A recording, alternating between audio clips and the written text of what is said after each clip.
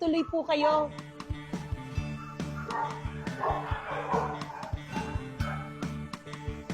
Good morning po. Ito yung aming salas. So, ito yung baby grand piano namin. This has been with us for 8 years almost. Yung dalawang anak ko, sila yung nag-play ng piano. Yung panganay at yung bunso, yung babae. So, ito yung pinagkakalibangan nila. So, dito sa salas, minsan nagtitipon-tipon kami ng mga bata para wala lang, magkwentuhan. Yun, wala kaming TV dito para focus namin sa ang isa't isa para mag-bonding. Yan. Okay, so dito naman sa area na to, ito yung receiving area namin kasi may pinturin naman dito. Dito naghihintay yung mga bisita namin pag wala pa kami dito sa baba. So, ito yung receiving area namin. So, diretso naman tayo sa dining area namin. Ito yung aquarium namin. Ito puro saltwater fish. So, konti lang siya kasi matagal na namin na parang binubuhay to. Kailangan konti lang yung fish dyan. So, I think yung clownfish nagtatago yata siya. Yan. So, and then, ito yung dining area namin. This is where the family spends most of their time together here. Sobrang gamit tong area namin. Dinner, breakfast, lahat dito, kwentuhan. And of course, I have my plate collection. I started collecting, actually, mommy ko nag-umpisa mag-collect ng plates from the UK. Inuwi niya, and kinontinue ko lang. So, most of these are all Royal Albert na collection ko, which I've been collecting for the past 5 years na. Dito, we have a paging system. So, para tawagin yung mga anak ko, kasi minsan ang hirap tumawagin. This is 3 floors up. So, pipindutin mo lang to. Tapos, i-announce na lang kung kakain na o hindi. Yan. So, bababa na yung mga yan. Tapos, yun. Ito yung aming short house tour ng aking bahay. Abangan nyo na lang yung aming kwentuhan ni Miss Corina. Wow, wow, wow, di ba? So paano nangyari na sa ganitong karangyang estado ng buhay nilang mag-asawa, ay nanggaling pala sila kapwa ng kanyang asawa sa hirap. Ngayon, she's on top of the world. Ito ay istorya ng inspirasyon para sa ating lahat. Ang formula ng asenso at tagumpay, Sara Diskaya is in the house! Grabe naman yung house mo. Ibang klase. Talagang ako'y napanganga. Nung napasok ako dito, meron palang ganitong espasyo sa Pasig. Yeah. Nakita niyo naman, bahagi ng kanyang opisina, bahagi ng kanyang bahay. Dito naman tayo sa kanyang buhay.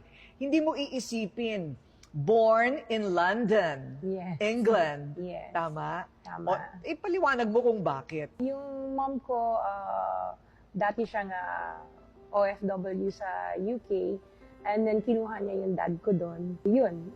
Kaya kami doon pinanganak. Ayun. Sister Ilan kayo ko. magkakapatid?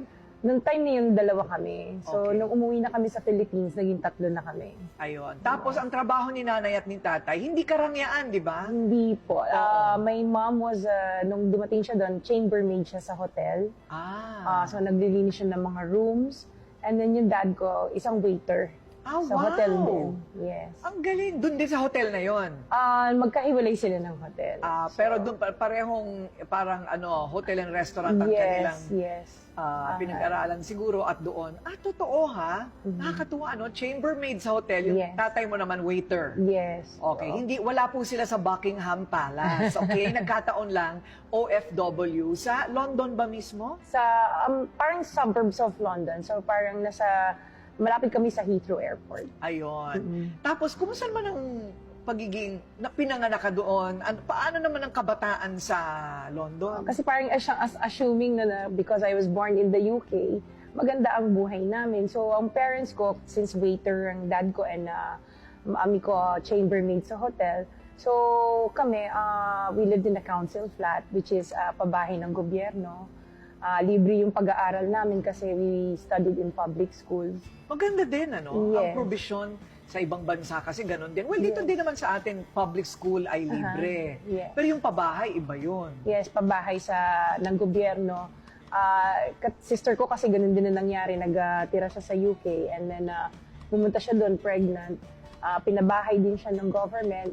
Wala siyang work, so binigyan din siya ng decorating allowance. So, Wow. yung mga gano'n na May provisions. may mga ganong provision ng gobyerno, Yes. ng London. Yes, Wow. meron.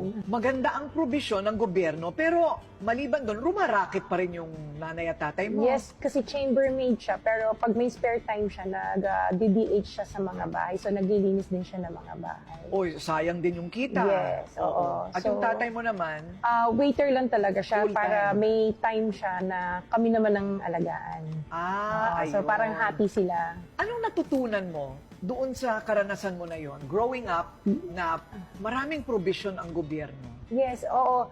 Yun yung parang nakikita mo na pwede naman talaga gawin yan dito sa Pilipinas. Kung ang pamamalakad lang, yung diretso, kayang-kaya na ibigay din kung ano yung provision sa ibang bansa. Kayang-kaya din natin gawin yan dito sa Pilipinas.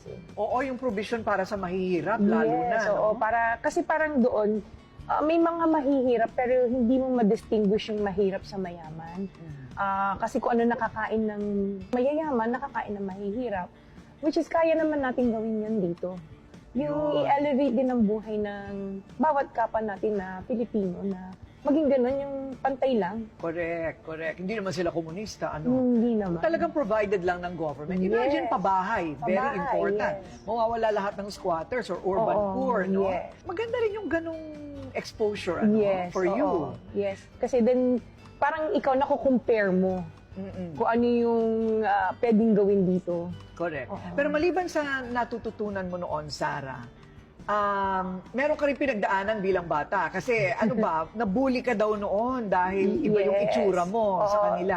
So, yun nga, I went to a public school. So, syempre, ako yung mga first Asian babies doon nung time na yon, especially dun sa area namin. So, talagang iba yung itsura ko from my classmates. Iilan lang kami na Asian. So, yung bullying, it's not like the bully na name calling lang or ano. Talagang it came to a point na naging physical yung mga classmates ko. So, What? under the table Totoo? na sisipain ako ng classmate ko. So, I would go home with bruises sa legs ko or kaya dito napapunch ako. So, doon ako, nung nag-start ako ng bata ako, talagang very low yung confidence ko. Tapos iyakin ako. Oo. Totoo. So pag uwi mo, nagsusumbong ka naman sa mga magulang mo? No. Yun yung mali ko. I never told my parents. Pero yung nagtataka mami ko, bakit kaya iyakin yung anak ko? Mom ko has a very strong personality. So nung every time na nagkakaroon ng PPC, tinatanong niya sa teachers ko, and then apparently parang na ano niya na yung isang teacher ko, parang may ano din sa color ko or ano. Tapos pinagalitan niya yung teacher ko. So from there, parang naging medyo magaang ang end ng school year ko kasi pati mom ko, talaga I saw how my mom defended me. Talaga. O ano naman ang natutunan mo doon? Sa pagtayo ng bandila.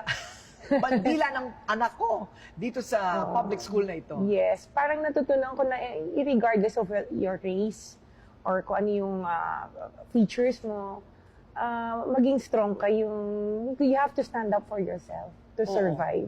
Importante talaga pinaglalaban. Biro mo yung nanay mo, nagdi-DH, tapos naglilinis sa hotel. Yes. Pero pagdating sa karapatan niya, pinaglaban niya. Yes, oo. Very strong ang personality ng mom ko, which is, siguro ngayon, medyo nakuha ko rin siya. Nakuha mo rin. O, maganda naman yun. Yes. Ang daming natututunan kahit bata, ano. Opo. At saka, I think, pagka nabubuli ka ng gano'n, tapos hindi ka nagsasabi sa magulang mo, parang napapaisip ka, nagiging ma-analyze kang bata, right? So yun ba ang dahilan, nabubuli ka, kaya naisip nila na iuwi ka muna sa lola mo noong 6 years old ka? Hindi naman. Parang nahihirapan ng parents ko na magtrabaho, na nandun kaming dalawang magkapatid. So parang inuwi muna kami ng mami at daddy ko sa Pilipinas para alagaan kami ng lola ko. Parang experiment. Mm-mm. Mahirap talaga ha, kasi Yeah. dalawa din ang anak Opo, ko. oo. Meron namang yaya, kung minsan gusto kong tumalo ng bintana. Opo. Mahirap. Opo. So, ano naman ang experience mo? First time mong umuwi ng Pilipinas, 6 years old ka. Anong nangyari? Nung umuwi ako, so grade 1 ako, in-enroll ako sa school dito sa Pasig. na iba-iba yung teaching dito kasi doon parang play teaching. Dito seryoso palang pag-aaral dito. Sobrang bookish ang pag-aaral dito. So medyo nanibago ako noong time na yon. Tapos habang nag-aaral ako, yung lola ko kasi, yung kapatid ng lola ko, isang fan ni Miss Nora Honor. Ay, anong kinalaman ni Nora Honor sa lahat ng kwentong ito? Oo, fan siya ni Miss Nora Honor. Sinasali ako. So, naging Little Miss Noranian ako ng lugar na to, ng Bangbang, noong time na yon. Little Miss Noranian. Yes, okay. ng Bangbang. So, if may mga, si Nora sa labas, may mga gig sa labas, kasama kami, ng mga ibang bata pa, sumasayaw kami. Sayo-sayo, lahat kayo may nunal. Ay, wala na. Yung nunal ni Sarah, iuurong lang natin ng konti, paakyat, papunta doon sa tabi ng kanyang ilong. Kasi ngayon parang alanganing Lorna Tolentino. At saka, nasa pagitan ni Lorna Tolentino at ni Nora Honor ang kanyang nunal. Okay. Pero hindi naman requirement. hindi naman. Oo. Hindi naman requirement na may Opo. nunal bago maging Little Norania. Hindi naman po. Okay. So ano naman ang naisip mo ng mga panahon na yon? Akala ko laro-laro lang po. Kasi hindi naman, parang 6 years old. So, magpa-practice kami ng sayaw. Tapos, parang talagang akala ko laro lang talaga siya. So, nung lumabas ako sa TV, nakita ko ng isang tita ko sa Superstar Show. Di ba yun yung show ni Nora and Kuya Germs ay ng time na yon. Nakita ko ng isang tita ko, sinumbong ako sa mami ko. Tapos wala pang 1 week, binalik na ako. Pinauwi? Yes. Opo. Kasalanan ni Nora. Kaya ka pinabalik ng London. Okay. Nasira yung aking showbiz career. Nasira yung showbiz career mo, Day. Pwede sana magtuloy-tuloy. Yes. Okay na rin. Baka wala ka nito kung natuloy ka sa showbiz. Totoo. Hindi ba? So, bumalik ka ng London. So, tumuloy-tuloy hanggang... Mag-15 ako. Ayan. So, paano ka naman napunta sa sports? Ang balita ko, sportswoman ka. Yes, nung elementary ako, I was involved sa softball team ng school. So, vice captain ako ng softball team. I competed with other schools. And I also joined yung netball team. It's parang basketball din siya. Pero pag hawak mo yung bola, bawal ka nang gumalaw. So, it's a British sport. No? So, yun yung naging sport ko and I was part nung track and field namin. Wow! Nung high school and I was the second fastest girl in school. Totoo nga. Siguro meron ka rin gustong patunayan. Yes. Oo. And doon ko parang na-feel na, ay, you're welcome ka pala sa community namin pag sports. So, talagang ginawa ko yung best ko sa sport. O dyan naman, sa part naman na yan, ano naman ang natutunan mo sa part na yan? Kasi biro mo dati, inaapi ka. Biglang naging captain ball ka. Yes. So ano naman ang learning mo doon? Kailangan na maging sport ka. Maging sport ka sa mga classmate mo. Kasi parang natutunan ko doon na sila pala, pagdating sa sport, talagang kailangan marunong ka makisama sa bawat iba-ibang Ayun, nila. pakikisama. Yes. Yung pakikisama sa tao, importante. Yes po. Oo. Aside from excelling, di ba? Kung gagawa ka rin lang naman ng isang bagay, ikaw na maging number 1. Hindi ba? Parang yun ang naging prinsipyo mo, buong buhay mo, kaya ganito kalaki ang building mo. Hindi ba? So all's well. Dahil sa kumikita naman, kahit paano, mga magulang, maganda naman ang probisyon ng gobyerno. Opo. Bakit ka pinabalik na naman ng Pilipinas nung 15 ka? Gusto na lang mami at daddy ko, ma-adapt namin yung Filipino culture.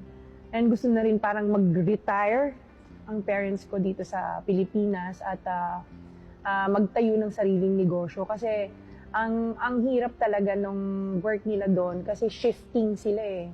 So, ang nangyari, umuwi na lang kami kasi nakapag-ipon naman sila ng sapat na pera para mag-umpisa ng maliit na negosyo dito. So lahat kayo? Yes. Opo. Lahat. Opo. Okay. Parang may ganong mga OFW, ano? May plano talagang bumalik. Parang home is where the heart is. Home is where the heart is. So Opo. yan ang aalamin natin. Natagpuan nga ba at nakilala nga ba ni Sarah ang kanyang heart sa Pilipinas? Okay ang segue, no? O sige, ang usapang pag-ibig naman ang susunod.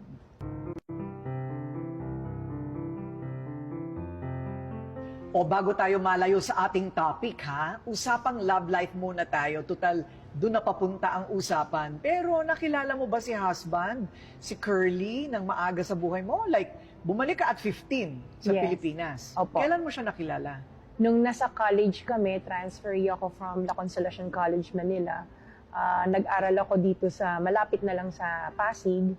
Para hindi mahirap yung biyahe kasi wala naman FX noon, jeep lang eh. Oo. So, nag-aral po ako sa school, classmate ko siya. Classmate. Yes, Okay. opo. So, pero bago yon, yung pagbabalik nyo naman, hindi ka nahirapan? As a teenager going to college, hindi ka nahirapan? Nung teenager, dito ko naramdaman yung self-confidence ko kasi nasa loob ako ng parang kasama ko puro Filipino na. So, tsaka ang babait na mga classmates ko, parang ina-assist ako. Kaya parang dun ko na maging friendly. Kasi una, iyakin ako eh. Dito ko naramdaman yung welcoming. Nagkaroon ako ng self-confidence. Pero marunong sa ka sarili naman ko. managalong. No, yun yung nahirapan kami nung umpisa. Although nakausap kami ng mami at daddy ko ng Tagalog, naintindihan namin. Yung magsalita, doon kami hirap. So, kumusta naman ang English accent natin? Ngayon, Oo. I still have the British accent. Sampulan mo naman kami. Ano? Sampulan naman kami para marinig namin. Actually, I still talk to my sister with using a British accent. So we converse in English. I even converse with my kids in my accent, and they understand both the British accent as well as the American English accent. Ay, palakpakan! Sabi ng teacher, very good. Yes, very oo, good. Di ba? Yes. Ito daw ang kanyang naging style sa kanyang sa kanyang klase. Pag hindi na niya alam ang isasagot niya, magi-English accent na lang siya. Very good siya. Tama Yes, ba? tama. Oo, Pag diba? nagre-report ako at hindi ko masyado naintindihan yung i-report ko, i-British accent ko, tapos sasabihin ng professor ko, "Ay, very good." Di nakapulusot ako. Pasado. Yes. Ayun. Opo. So, okay naman. Parang okay yung naging pagbabalik nyo sa Pilipinas. At Opo. nakilala na nga si Curly. Ano totoong pangalan ni Curly? Pacifico Discaya, the second. Pacifico. Okay. Ano bang kulot sa kanya? Yung buhok ba niya kulot? Actually, he has a twin brother na nag-pass away noong 2006. Inside the subdivision, parang nabaril siya kasi parang may political sa loob ng subdivision noong time na yon. Wow. So, yun, si Butch, pareho kasi silang Pacifico Discaya. Yung brother niya, yung namatay, yung kambal niya is the first, siya yung the second. Tatay niya yung kambal. senior. Yes. Identical twins. Wow. Hindi mo na nakilala yon. Nakilala ko yun. Nakilala mo Nakilala pa. pa yun. Nakilala pa hanggang sa second son ko. Wow. What a tragedy. Opo. Bakit ang aga? Ano yung nagtanan ba kayo? Hindi naman po. Parang, parang bago ako, kasi nung pagka-graduate ko, sabi ng mami ko, kailangan matuto ka kung paano mabuhay mag-isa. Kailangan nyo malaman kung ano yung wala, paano magbayad ng mga bills nyo. Pinauwi ako ng UK uli. Nandun yung sister ko na after graduating college. So, nagtrabaho ako doon. Pero pabalik-balik ako kasi ang hirap ng buhay talaga doon. Nag-triple job ako. Wala lang, hindi naman ako nagpapadala sa Pilipinas. Pero yun nga, para mabuhay kami ng sister ko, kaming dalawa, nag-work kami. Nung umuwi na ako dito, parang nagstay ako nung 2002. Nag-work ako sa recruitment firm dito for 2 years. And then, I got pregnant dun sa panganay namin. And nung time na yon, parang hindi pa ready yung asawa ko na magkaroon ng family. Paano yun? Ang naisip ko, balik ako ng London para buhayin yung anak ko doon. Parang naka-mindset ako na magiging single mother ako doon. Okay. At pumunta ka nga ng London. Ng London, oo. Kasi free yung panganganak. So may benefits pa yung anak ko. So umuwi ako ng UK para manganak sa panganay namin. Paano yun yung magulang mo nandito? Nandito, hindi nila alam na buntis ako nung umalis ako. So, Dami mong secret, ah. Yes. Oh. Nung 7 months pregnant ako, hindi na maitago, nagsabi na ako sa tita ko na buntis ako, tsaka tumawag ako sa magulang ko na buntis ako. Okay. Tapos, araw-araw tumatawag pa rin ako sa asawa ko. Tapos nung nanganak ako, hindi na ako tumawag sa kanya kasi parang feeling ko may baby na ako, kumpleto na ako, may mommy na ako. Hindi na ako tumawag sa kanya. So, nanganak ka na doon, mag-isa ka. Opo. Nakakatakot. Opo. At mas nakakatakot pa ang nangyari sa baby mo. Opo. Sige, ikwento mo. So, nung nanganak ako kay Gerard, nung time na yon, nung nilabas siya, I gave birth normally. Nakaano siya na meconium. So, hindi siya humihinga. So, tinatanong ko yung mga doctors, okay ba yung anak ko, okay ba yung anak ko? Tapos naka-stare lang sila sa akin blankly. Tapos naiiyak na ako kasi walang sound from the baby. Kasi di ba usually nakikita mo paglabas ng baby, iiyak na. Tapos tinakbo nung sa pedya. Tapos may konting, gumanon lang siya. Tapos sabi ko, ay salamat, huminga na siya. Wow. Nakakatakot yun bilang nanay. Yes. Oo. Nakatulong ba yun? I mean, nakadagdag yun sa pressure sa'yo para bumalik ka ng Pilipinas. Kasi yun yung time na nung nanganganak ako, nag-iisa lang ako. Doon ko na, yung sa mami ko, alala ko mami ko. Bakit ka naiiyak when talking about that? Nakita ko kung gaano maging mahirap maging isang ina na nag-iisa ka. Tapos, ang una mong iisipin yung mami mo. Habang nanganganak ka, kasi alam mo yung nanay mo, siya lang yung kasangga mo sa buhay. So talagang, naalala ko mami ko talaga. Nung time na nanganganak ako, kasi alam ko siya yun na magsasabi sa akin, anak, okay ka lang, kaya mo. Kaya lang nasa Pilipinas siya. Wala. Oo, no? Well, yun ang mga bunga ng mga desisyon natin. Pero maganda rin yung nangyari sa'yo kasi talagang action-packed ang buhay mo. Dadaan ka talaga dun bago matutunan yung parang leksyon ng buhay, ano? Oo. Ganun yata talaga. Ang nanay mo ba, kumusta na? My mom is with me. She lives with me, no?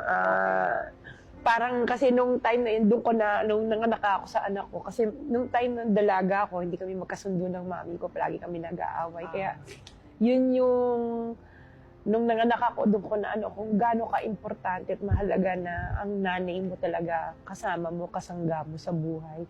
Hindi ka gustong ipahamak ng nanay mo. Although kasi di ba yun yung time na pag 18 ka, rebelde ka. So doon ko na kung gaano kahalaga ang mami ko sa akin. And ngayon, nasa akin ang nanay ko, mami ko. Ako nag-aalaga sa kanya. 75 na siya, pero nakakalakad siya. Okay siya. Oo. And every day, pag gising namin sa umaga, nagkukwentuhan kami. Parang siya na yung best friend ko. Ayun. So maganda naman. Dahil lang siguro yung mag-isa ka. Oo, tsaka mag-isa ka. naalala mo yung pagiging isa mo, yung nanay mo malayo. Ayun, kaya Yes. naman pala. Kaya lang, naisip ko kailangan ko umuwi, magpahinga. Kasi parang I was on the brink of postpartum. Parang nadidepress ako na nag-iisa ako doon. So umuwi ako dito, dala ko yung baby ko, 3 weeks old. Inuwi ko siya dito. Na hindi ko sinasabi sa asawa ko na nandito kami. So 2 linggo na kami nandito. Siguro naramdaman niya or may common friend kami na nagsabi sa kanya, ay nandito yung anak mo tsaka si Sarah. Nag-contact siya sa bahay namin, tinawagan niya. Ang lola ko naman kasi parang konsentidor din. Oo, nandito sa Pilipinas, nandito yung si Sarah. Noong time na yun, na nakita na niya anak niya, parang hindi na rin kami niya tinigilan ng pagbibisita araw-araw sa bahay. Kasi plano ko, 6 weeks lang ako dito and then babalik kami doon. Sabay na namanhikan na siya sa parents ko na gusto niya daw akong pakasalan para magbuo kami ng family.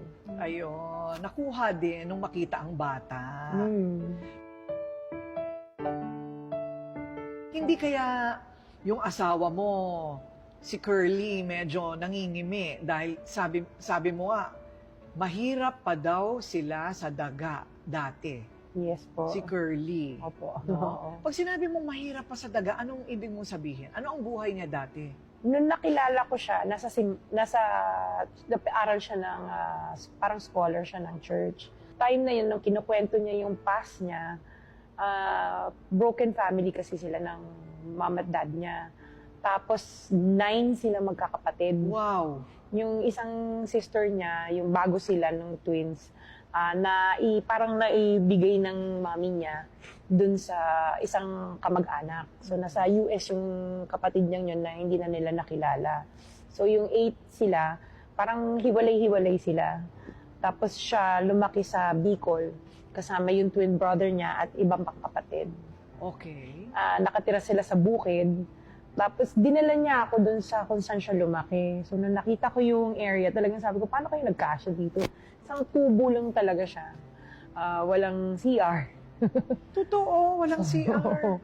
Oo, so bumababa pa. Saan kayo nagsi-CR dito? Bababa pa sila dun sa baba, sa may ilog. So parang sabi ko, grabe. Ang layo, parang bago kami nakarating doon from the bayan, tumawid pa kami ng ilang ilog, umakyat pa kami ng bundok. Totoo. Parang hike talaga to get to kung saan yung nakatira yung daddy niya. Tapos nagkahiwa-hiwalay pa silang magkakapatid. Mami niya sa Manila, tapos ang father niya nasa Bicol. So hindi na ba nagka-reunion yung magkakapatid? Hindi ko lang alam nung pero nagkita-kita sila nung mag-asawa na kami. Parang tinawag ko lahat ng kapatid, except for the one dun sa US. Hindi na nila talaga na tawagan yun. Hindi na nila, Totoo. wala na So silang. talaga nahiwalay na ang buhay ng yes. panganay. Opo. That's also a tragedy, sayang Mm-mm. na hindi nila nakilala. May pagasa pa naman, Yes. di ba? Opo. Pwede pang mangyari. Opo. Pero ang maganda, yung 8 ay nagkasama-sama na rin ulit. Nagkita-kita. Yung ibang kapatid niya nasa floodway lang. So, nagkikita naman talaga sila. Yung isang kapatid niya nasa Novaliches, yun, nag-pass away na rin yung sister niya doon. Oo. Mahirap nga ang buhay pag walang CR. Wala. I think yun talaga ang Tsaka tubig. tsaka walang tubig. Oo. Oo. Wow, pero nagustuhan mo pa rin siya, ha? Bakit mo siya nagustuhan? Nung time na yun, una ko siya nakita, parang hindi ko siya feel kasi parang makulit. Ako yung palaaral. Siya makulit. Sabi ko, parang hindi kami magkakasundo nito. Tapos parang iba na yung pakiramdam ko nung everyday magkasama kami. Tapos pumupunta siya sa bahay, nanliligaw. So yun, na-develop ako sa kanya.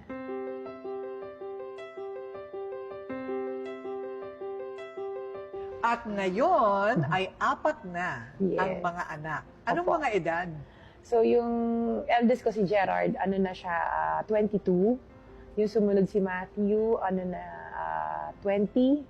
Yung isa si TJ, 17 lang niya. And then yung youngest ko, si Isabel, 14. 3 boys, 1 girl. Opo. Ay, di masaya naman. O, kompleto na ang pamilya. Pero Apa. ito lang, medyo kakaiba ang sitwasyon din ng iyong mga anak. Mhm. Normal naman sila. Apa. I mean, normal. They go to a normal school, Opo, regular school. regular school, pero may mga sintomas na nakita si Sarah at si Curly. At nalaman na lahat ng 4 mong anak ay may ADHD, Attention Deficit Hyperactivity Disorder. Apa. Sabihin, anong ibig sabihin nun? Hyper sila. Hyper. Oo, malikot.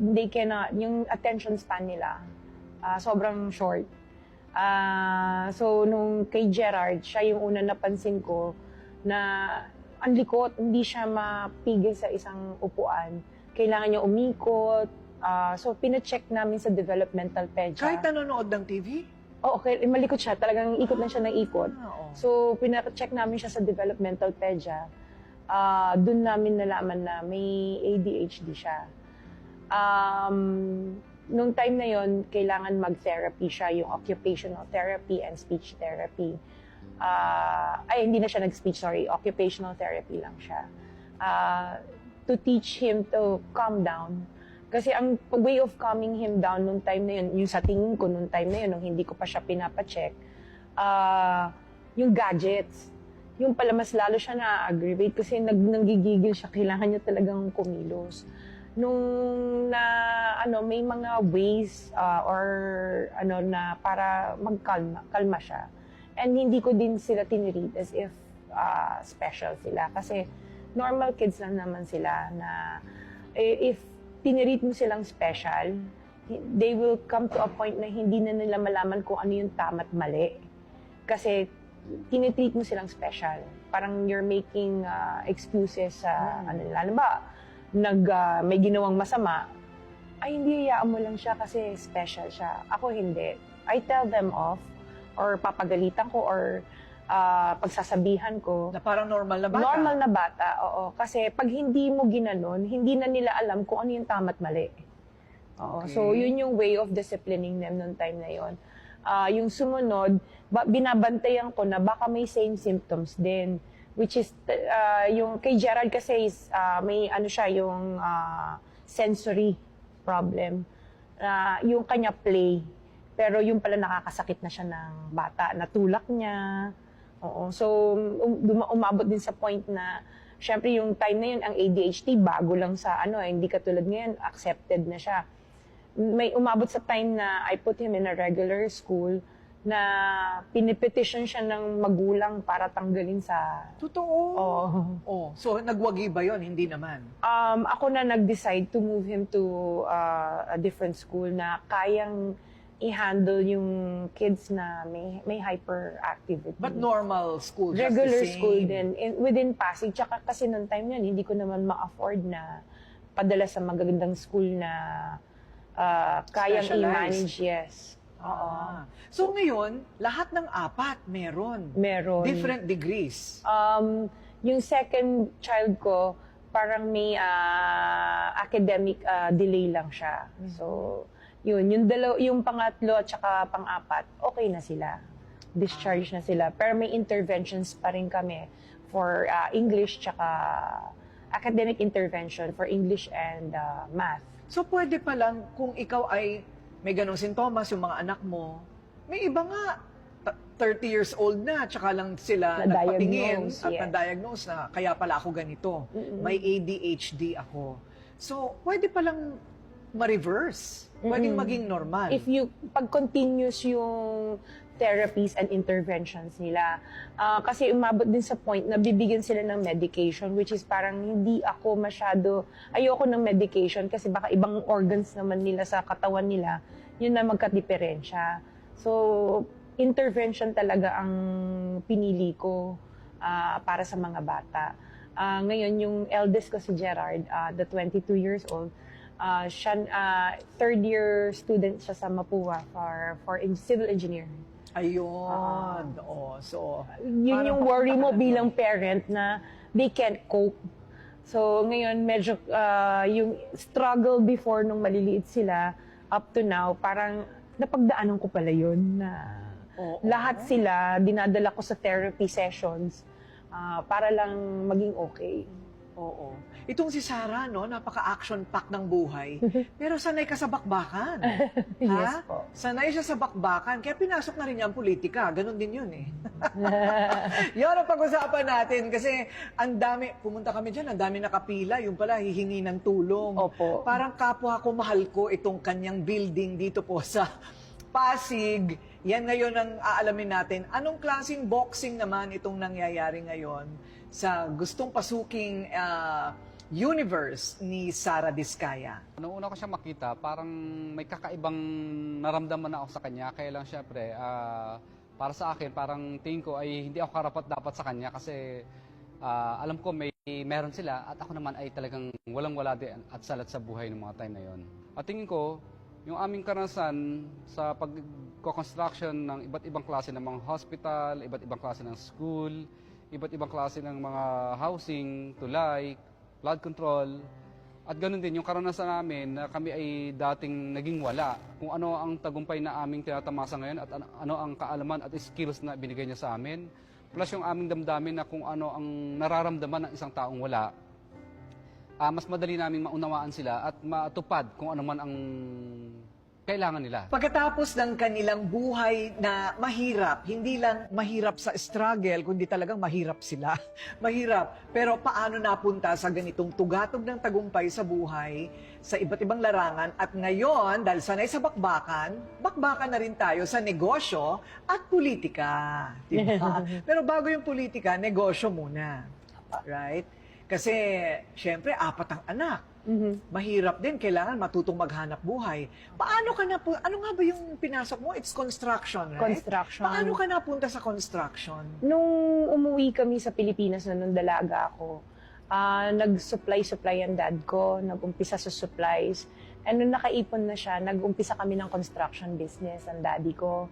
So, nung nag-asawa na ako, yung asawa ko naging foreman ng daddy ko. Ah, totoo? Oo. Yun ba yung tinapos ninyo pareho sa kolehiyo? Hindi, pareho kaming computer management ang tinapos namin. Okay, pero ang construction na pag-aaralan. Na pag-aaralan. So, naging foreman yung husband ko sa negosyo ng daddy ko.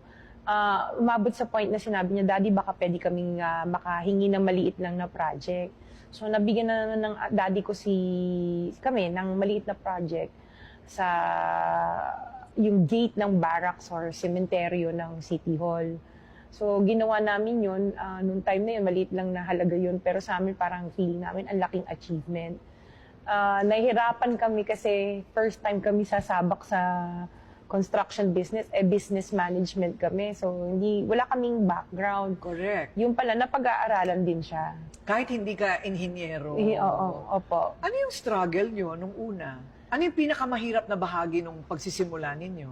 Yung, syempre, yung time na hindi kami makakuha ng mga projects, yun yung struggle. Kasi pag nakakuha ka, syempre, alam mo, may income ka.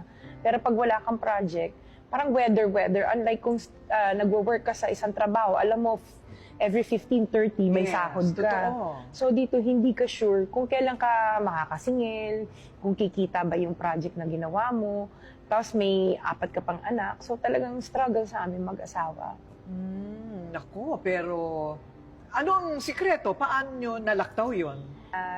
Venture sa ibang negosyo, nag-try kami magtahian. Tahian. Opo, kumpleto kami sa lahat ng makina, parang over 100 sewing machines meron So kami. pwede rin ako magpagawa ng kurtina sa inyo. Nung time na yon, pero kasi talagang ang hina din ng kita kasi minsan yung mga checks namin from companies na pinasukan namin para mag-subcon for tahian, mabot ng 120 days. So sabi ko, paano tayo mabubuhay nito? Pinabenta ko lahat ng makina at nag-focus na lang kami talaga sa construction. Nagturo pa ako sa isang school for English teacher kasi because of the accent, kaya kong magturo. Nag-sideline muna ako noon, yung asawa ko nag-sideline din nagpagbebenta ng bubong, hanggang nag-focus na lang talaga kami sa construction. Kasi parang hindi pa kailangan namin talaga ng stable job noong time na yon. Correct. So I think yung secret is talagang magdire-diretso lang, ano? Opo, tsaka Una, walang choice. Wag mawalan ng pag-asa. Oo. Parang kasi kami mag-asawa, team kami nung nasa construction kami. Minsan siya, nada-down siya. Bilang asawa, parang i-uplift mo yung spirit niya na, kaya natin to, kaya natin. Kasi minsan talaga nasa point ka na hindi mo na alam kung anong gagawin mo para mabuhay yung pamilya mo. Kasi andyan na yung bills, andyan na yung mga tuition fee ng mga anak mo, kailangan mong bayaran. Ano na nga siya yung installment basis, pero nagde-delay ka pa sa pagbayad. Oo, nangungutang pa daw kayong 5-6. Opo. Oo, At sa mga sinuong mo kaibigan. ang baha Yes. para lang makuha ang pera. Ano Oo. yon? Panahon ng Oo, ondoy? nung panahon ng Ondoy, nagtuturo ako sa isang school. Walang-wala talaga kami. So, nangutang ako sa isang agency na parang 5-6 ang tubo. Sa Singalong area siya. Pumunta ako, Ondoy noon. So, baha siya. Naglalakad ako, nakuha ko nga yung check-in, naglalakad ako umiiyak kasi parang awang-awa ako sa sarili ko. Sabi ko, parang nagtapos ako ng 4 na taon sa koleyo, tapos ito lang yung mangyayari sa amin. Para kaming kawawa, para kaming talagang sinakluban ng Langit at lupa. Yes. Oo, tapos may 4 ka pang anak na may diferensya, kailangan mag-therapy. In between na nagkakasakit din sila. So, parang hindi mo alam kung saan resources. Minsan wala kang panggatas, pang-diaper. Hihiram ka sa magulang mo. Ayaw mong humiram. Siyempre, kahit papano, sabi ng parents ko, kung ano yung pamumuhay ng family mo, yan ang panindigan mo. So, yun yung talagang pinanindigan namin. Pinanindigan nyo talaga, nagbenta pa ng bubong si Curly. Opo. Oh, oo. pero ang iba sandok ang binibenta. O kaya beauty product, siya bubong talaga. Oo, ang binibenta niya, pinasok ibang niya. klase ang kwento ninyo. Mm-mm. Kaya sanay ka sa pagdidiskarte. Opo. At saka yung pagiging maparaan, hindi ba? Kasi yung iba tayo pinapanganak ng maayos ang buhay eh. Opo. Yung hindi na alam yung alam mo yung pangangailangan ng iba. Mhm. Kaya siguro para sa iyo, parang ramdam mo yung pangangailangan din ng iba kasi pinagdaanan mo rin. Opo, napagdaanan. Oo, doon pa lang sa kwento mo parang, okay, kaya naman pala. Mhm. Kaya naman pala, pagkatapos ang kanilang negosyo, teka muna, kailan kayo naging big time? At obvious naman, naging big time na kayo.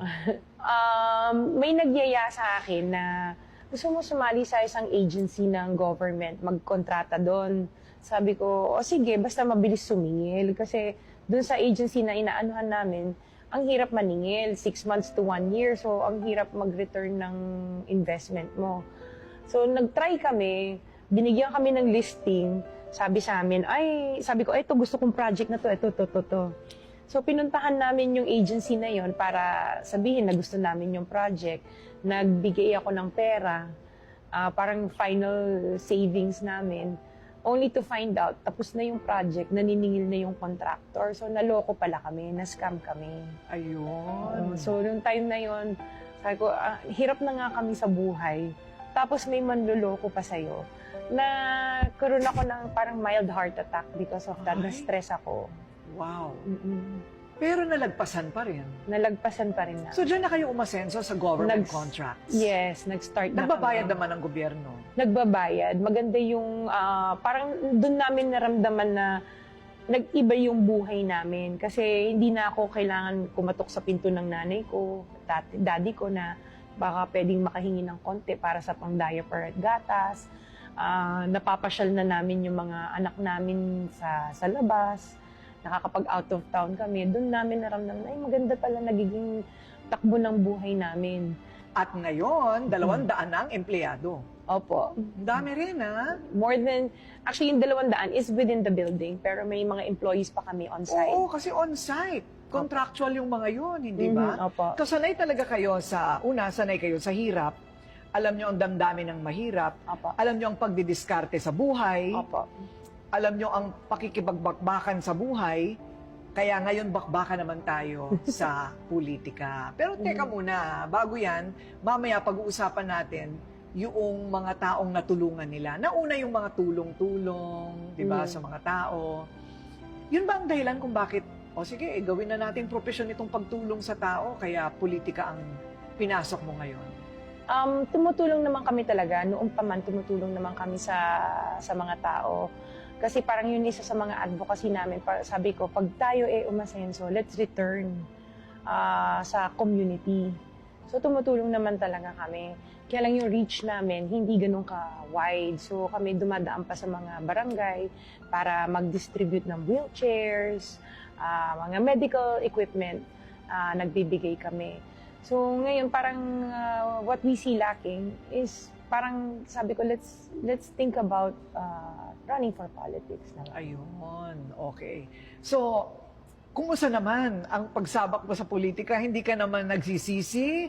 Alam mo, sabi nila, kung gusto mong gumanti sa kalaban mo, itulak mo sa politika yan. Pero not necessarily, right? Not necessarily, kasi at the end of the day, parang alam mo, tumutulong ka sa kapwa mo.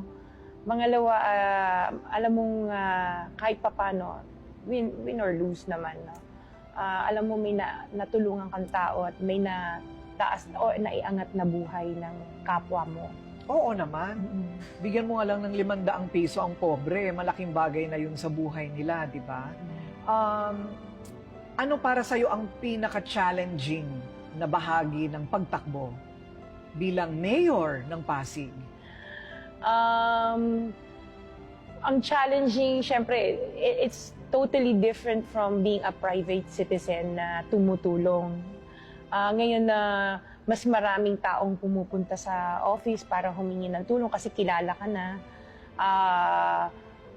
normal lang naman eh. Parang wala naman ako nakikitang mahirap na nangyayari ngayon sa pagtakbo ko or yung paggawa ko. Kasi people person ako kahit dito naman sa office noon pa man. Ako yung nalalapitan. So, normal lang sa akin na parang everyday ko lang ginagawa. Punta sa isang lugar, namimigay sa mga tao, So matagal mo nang ginagawa yun? Yes po. I see. Okay. So, ano naman ang balak mo para sa Pasig?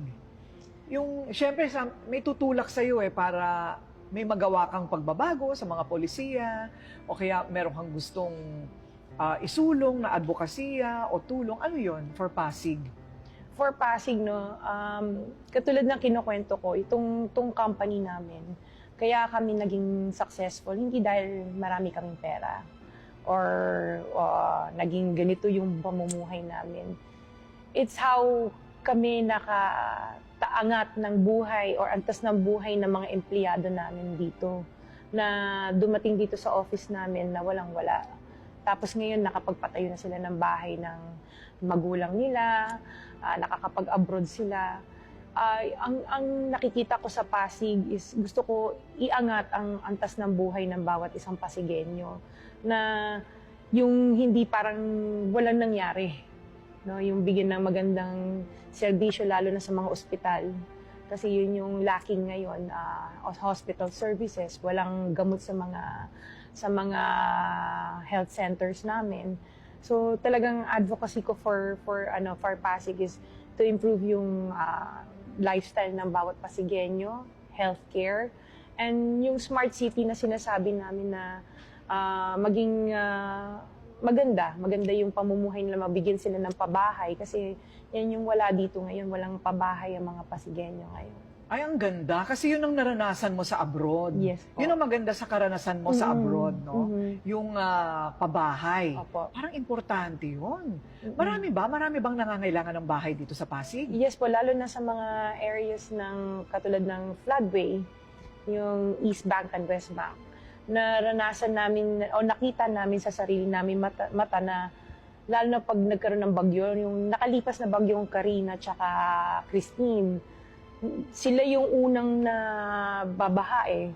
So maganda na bigyan mo sila ng bahay na hindi sila nag-aalala kung yung safety ba nila, kailangan nila palaging lumikas sa mga centers or kung saan man sila pwedeng lumikas. So nasa construction kayo, Sarah, di ba? Opo. Ito nga isagot mo sa akin kasi ang dami ko nang ginagawang mga istorya, nababasa ko sa balita, na binaha itong lugar na ito at next year ganun ulit ang kwento, binaha ulit at mas grabe pa ang baha at ngayon baha ulit.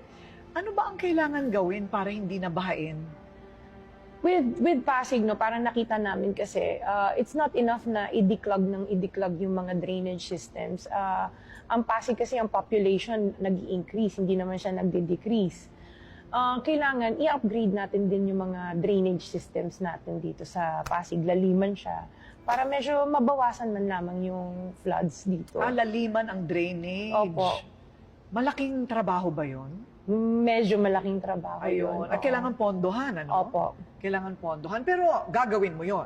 Yan. Kasi yun nga yung sinasabi ko, yung expertise namin as contractors, yan yung gusto namin i-share dito sa Pasig. Ayun. Oo, bilang contractor, biro mo yung... Kasi everyday we do it naman eh. Oo, everyday. Tama. At dahil napag-usapan na natin yan, ang kanyang kandidatura bilang mayor at yung lahat ng kanyang dinaanan sa buhay, dito na tayo sa Karangyaan. Napagod ako sa kwentong buhay mo, ha? Parang pinagdaanan ko din lahat ng hirap. O dito naman tayo sa mga magagandang bagay na titingnan natin kung paano mula sa sobrang kahirapan, nandito naman tayo sa ituktok ng mundo para kay Sara Diskaya. Masaya ako dito. Yun ang pinaka-importante eh. Pag masaya ka at kontento ka. Mabait po yung mag-asawang yan. Hindi ka nila pababayaan. Nung pandemic, marami ang wala ng trabaho. Maraming kinapos. Pero sila, dahil pamilya ang turing sa amin, alam nila yung pangangailangan namin. Hindi mo kailangang humingi. Bibigay nila. Wow! Yun lang ang masasabi ko. Alam mo, pagpasok ko pa lang dito, sabi ko na kagad, "Hay, pwede ka magtayo ng isa pang building dito sa loob ng isang palapag pa lang ng building ninyo dito sa Pasig." Opo. Gaano katagal ginawa itong building na ito? So, it took us about a year for the whole building to be Wow, 1 year lang talaga. Alam mo, pag may tao ka talaga, Yes, no? oo. Yun ang pinaka-importante. Mm-mm. So, in building, ano naman ang prinsipyo mo? Ano ang pinaka-importante na bahagi ng pagtatayo ng isang gusali? Siyempre yung structure niya, kung stable yung structure niya. Yung siyempre gusto natin matibay, baka mamaya biglang gumuho yung building mo. Yun ang importante. Yung foundation. Foundation niya, oo. Yun ang importante. Parang pwede rin gamitin yan sa buhay, no? Na ano ang pinaka-importanteng bahagi ng pagtatag ng kahit na anong bagay? Yung foundation. Foundation, Yes. yon, sa pamilya, sa negosyo, Yes. at kahit sa holding public office. Yes, definitely. Nako, parang nakikita ko na itong mga koleksyon ni Curly. Aha. Mahirap nakawin kasi ang lalaki. Hindi mo Yes. hindi mo mabubuhat. Opo. Mahilig siya sa malalaking mga bagay, no? Mhm, mhm. Parang talagang 2.0 lahat. Pero baligtad sila. Kung mga gamit pambahay ang hilig ni Curly, ang hilig naman ni Sarah ay kotse. Paano nangyari yon?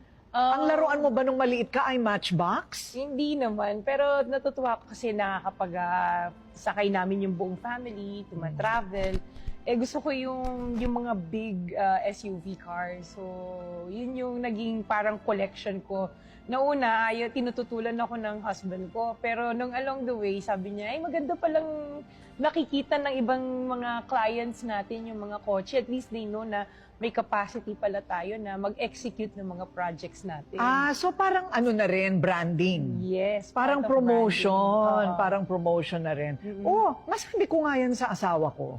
Baka bigyan din ako ng maraming kotse Yes. para sa branding ko. Pero totoo yan, ha? Simbolo kasi siya ng ano ng Status success. symbol. Ng Yes. success. Ibig sabihin, magaling ka sa ginagawa mo. Yes. Right? Opo. At doon na nga nag-start yung pagbibigay sa iba noong medyo inulan na kayo, binaha na kayo ng grasya. Yes. So, itong charities ninyo, nagsimula talaga noong meron na syempre kayong ibibigay. Yes. Hindi naman yung, alam mo, may iba sa atin, tulad ko, kahit may utang ako, namimigay pa rin ako, hindi ba? Hindi mo matiis. Pero in your case, ano yung unang-unang charity ninyong mag-asawa? Ang una naming charity noon nung pagbibigay or pagbabalik, I remember when I used to bring my kids to school. So bago ako umuwi, kasi yung little girl ko hindi pa nag-aaral, so nasa kotse siya, dadaan kami ng McDo. So yung may mga bata doon na every morning sa may McDo, magda-drive-thru kami, hindi ko binibilan lang para sa amin mag-ina. Pati yung mga bata, kasi instead of giving them money, mas gusto ko yung alam kong kakain sila. So, binibilang ko din sila kung ano yung McDo namin, meron din sila. So, every morning, ina-anticipate ako ng mga kids na dadaan ako para magbili ng pagkain nila. Yun yung una. So, ano naman ang naramdaman mo nung sinimulan mo yung ganong ano? Ang saya, kasi parang ang gaang sa loob. Alam mo na may natutulungan ka. And then, it came to a point na okay na kami. Starting 2016 pa yon, namimigay kami dito sa harapan ng house namin. So ang pila, umiikot ng buong block minsan para magbigay kami sa mga tao. So everyone is welcome. Open ang house namin. Totoo ba? Yes. So nakahanda na lahat ng mga panregalo nyo? Yes, naka-ready na siya. Binibigyan namin sila ng konting pera or kaya may grocery bags na binibigay kami sa mga tao. Paano yung mga uulit-ulit? Nilalagyan namin sila ng indelible ink sa daliri para hindi na sila paikot-ikot. Paikot-ikot. Yes. Okay. Paano yung lahat ng miyembro ng pamilya pwedeng pumila? Yes, hanggang bata kasi sineseparate namin yung pila para sa mga bata tsaka sa mga matatanda. Ay, nakakatuwa Yes. naman, ano? Yes, that's how we started and doon kami nakilala nung umpisa na namimigay. And then every birthday namin, naisip namin, puro na lang ganyan ang ginagawa nating charity. So, nagbigay kami ng mga wheelchairs, quad canes, nebulizers, glucometer. sa mga barangays, tapos sila nag-distribute sa mga constituents nila. O para Nag-start naman na sa kami. health yon. Yes. Para sa health. Mula bata hanggang matanda. Yes, oo. Ang sakop. Oo. Tsaka yun din yung mga sakit na meron ako. So, I'm diabetic. May asthma ako. I know these items ang mahal bilhin. Kaya yun din yung pinamimigay ko. Kaya pala nagbibigay ka ng nebulizer. Yes. Kasi may asthma ka din. Yes. Ayun. Tapos diabetic ka din. Yes. Kaya may glucometer. may glucometer. Kami. Tapos mga BP sets. And then, kung sino yung nagre-request sa amin, like not in Pasig, outside of Pasig, nag-request sila ng mga balik-eskwela programs nila. Namigay tayo ng mga starters for school na set. Ayun. Wow. So, mula sa ganong klaseng pamimigay all these years, ngayon, ang gusto nyong mangyari ay talagang pangmalawakan na. Buong Pasig na talaga. We try. Yes, yes. And, yun naman ang pangmalawakan ding charity. It's a tradition na pati mga anak ko, ini-involve ko. Sila minsan yung namimigay na envelopes. We also have a soup kitchen that we've been doing also with sa isang lugar where we get street children. So, kasama din yung mga anak ko doon. Kasi I want them to learn na ang charity work is parang makikita mo na may natutulungan ka, masaya yung natutulungan mo. Actually, yung son ko said when we took him sa isang event namin, sinama ko na may binigay kami. Tapos tuwang-tuwa yung mga tao. Sabi niya, Mama, ang sarap pala ng pakiramdam na ikaw yung nagbibigay. Totoo. Oo. So parang I felt a sense of achievement sa sarili ko na yung anak ko, napapansin yung trabaho na ginagawa namin sa charity namin. Ayun. Yung nararamdaman nyo dati, nararamdaman na rin nila. Yes. And hari nawa, magmana sila sa Sana. sa ganon, yes. di ba? At mapagpatuloy nila yung sinimulan Yung yung ginagawa namin. mag-asawa. Ayun. So, well, congrats. Dahil ang layo ng pinagdaanan nyo. Opo. Yung isa galing pa ng bundok ng Bicol. At ngayon, basta ang importante, tuloy-tuloy. Tuloy-tuloy. Hindi titigil ang pagtulong ng Pamilya Diskaya. Hindi titigil po. Congrats! Thank you. Well done, Yes. sis!